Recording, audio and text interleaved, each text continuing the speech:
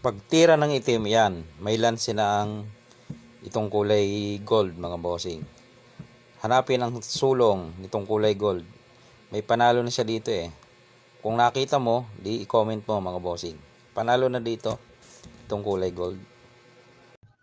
Mayong adlaw diha kanimo kay Encuentro John Palian de la Viga. Idol, dili lang ko mo comment idol, ako lang ipakita nimo ang tulak sa yelo nga mapildi ang itom. Kaya ako lang dili lang ako ni comment, dili ko mo comment nimo, ako lang ipakita ang tama ba ning akong tulak nga mapildi ang itom. Pagtulak niya sa 12-7, tulakan na nato diri sa 14-2. Kaon siya. Tulak na punta diri sa 414, sorry. Siyempre kaon siya. Tulak na punta sa 115. Kaon. Tulakan na po nato siya sa 11-6. Dama siya. Pag dama niya, open na diri sa 330 no. Aron pagkaon siya dama. Pagkaon sa iyang dama nga itong mo. Iyo kaon diri. Diri ka kaon sa 13-1. Aron pagkaon niya sa 515. Kaon ka tulo. Mao ni ang ganti tulo. Balos.